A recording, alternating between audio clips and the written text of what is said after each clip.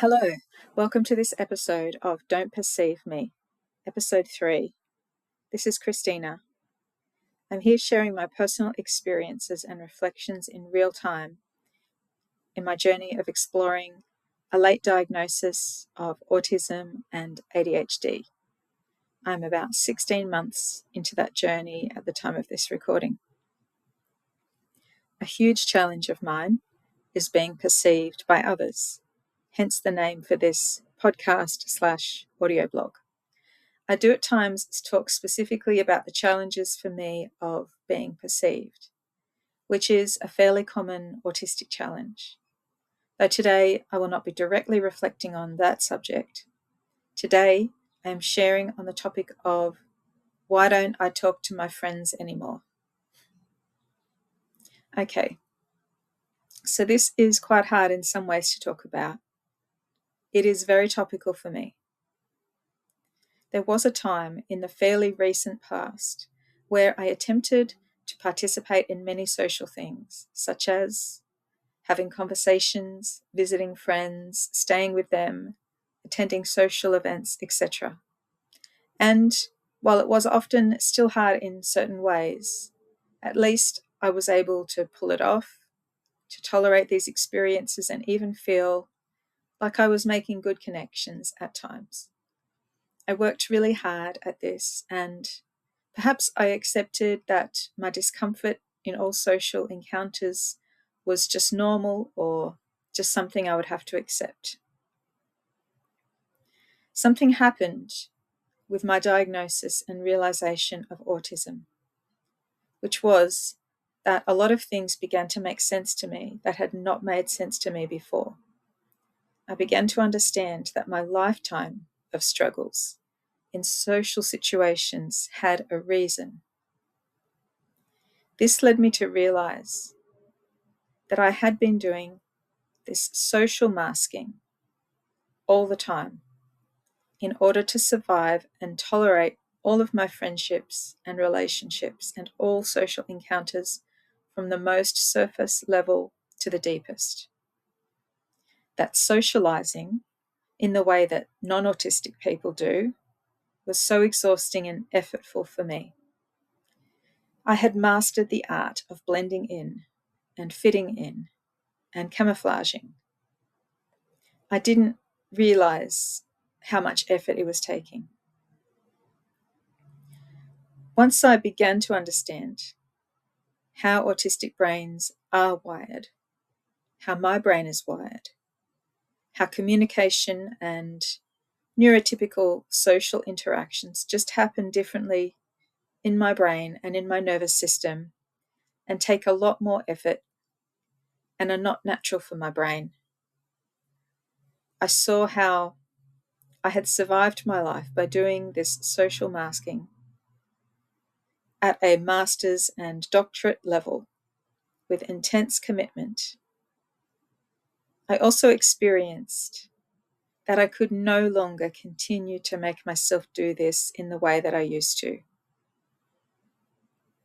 It did hit me like a fairly major realization, really like a massive blow to the head or something similar, where everything needed to be reoriented for me.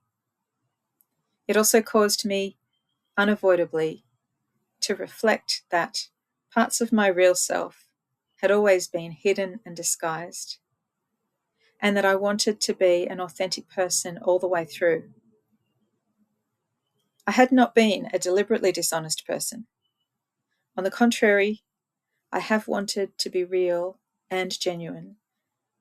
That is something I have experienced and wanted through my whole life.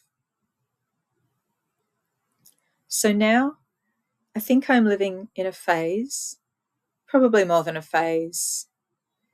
Inconveniently, this is perhaps even a permanent state of being in this lifetime of mine, where any time that I would have masked socially in order to survive and be accepted, now I actually have this shutdown experience when I even think about trying to be that masked version of myself.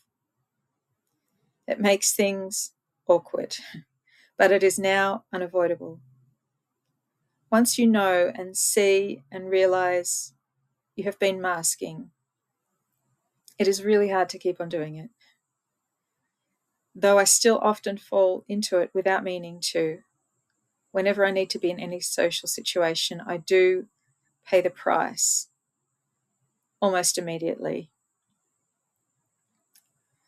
An experience I had earlier this year was when, it was probably about 9 months ago approximately, I travelled 5 hours in the car. I drove to attend a very special milestone birthday for someone important in my life, and it was quite a big event that they were having.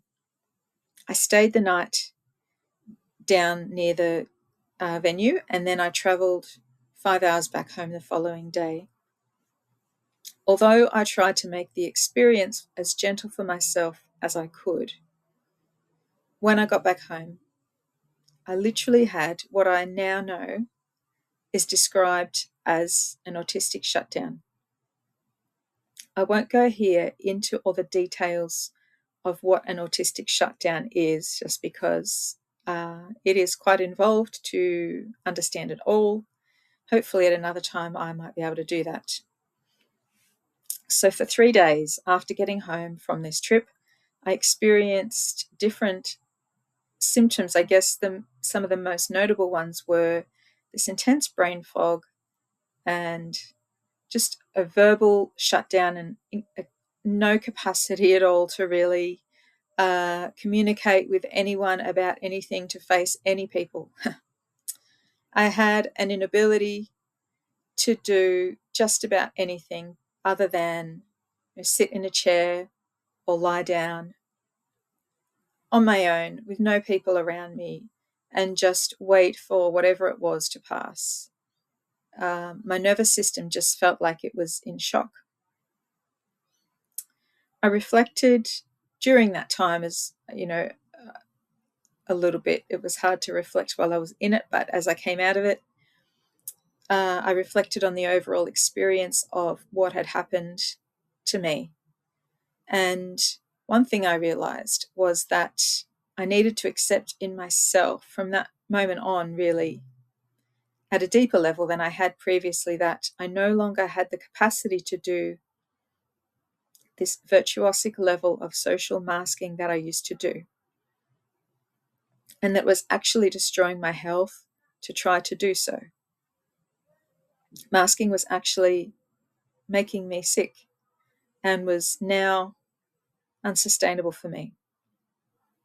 I realized that very likely that was my last party that I could attend. It was fairly dramatic for me, the realization, and I mean, it was actually during the party itself, even several hours into the party, that I was having that realization that I had deeply dysregulated myself by being there and by trying to interact with a lot of people in that situation. I had to accept, if I wanted to go forward and find some healing and peace, that I could no longer operate in my life in the same way. My brain and my nervous system had just spoken definitively to me and just said, that's it, no more. Things have got to change. So I've really struggled with this. You know, in some ways, it's not easy to change the way one does life and relationships when one has found a level of acceptance and success in who one has presented oneself to the world. So this was a giant paradigm shift for me and process of working this all out. I still haven't arrived, but 9 months later, I have learned a few things. I can appreciate that this may not necessarily make complete sense to people that have known me for a while, but I feel that a lifetime of masking and putting my sensory system and nervous system through experiences over and over again that were overwhelming and hurting them inadvertently has led to a deep burnout and the necessity to have to reconfigure my life so that I can actually have a life going forward and work out what works for me. How am I going to make this work? How am I going to make this life work? In some ways, it's not a choice, as my old operating system has been fully burnt out and short-circuited. Now there is a sensitivity and resistance, even to saying hello on a daily, moment-by-moment basis to a friend, or sending a text, or having a brief conversation of any sort. There's a hypersensitivity that I experience whenever I go into any social encounter, or I perceive that there are social expectations. This includes driving for me. I'm still able to drive safely, but it just requires so much of me. That's also a topic for another time. Yeah, I don't have a choice in that my whole system shuts down in this way, and I have to work out how to support myself. Recently, as in the last couple of weeks, I went to stay overnight with a friend, which also involved a 2-hour drive each way. This was not a party, and I realized when I came back that maybe I haven't learned as much as I thought I had in the last 9 months. When I came home from staying overnight with this friend, I went into a shutdown that lasted well over a week, and I still have not fully come out of it to the place where I was before I went. So, on the subject of my friends, so I do not avoid my friends that I used to talk to and relate to out of not loving them or not caring about them. I am having to put aside the old, well-worn habit of subtle social masking and accepting that I have to find a new and different way to have relationships and to exist with other people in this world.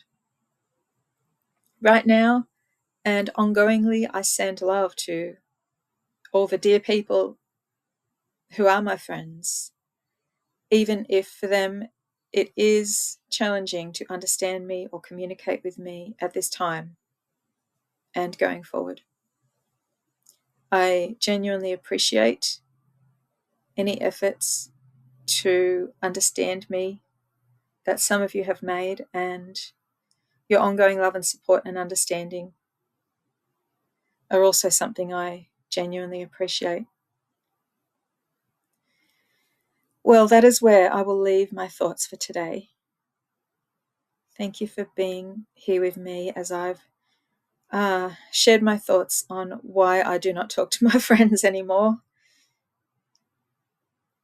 This is Christina.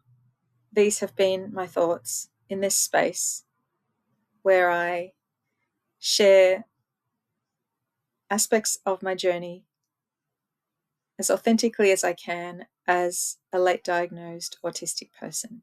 Bye for now.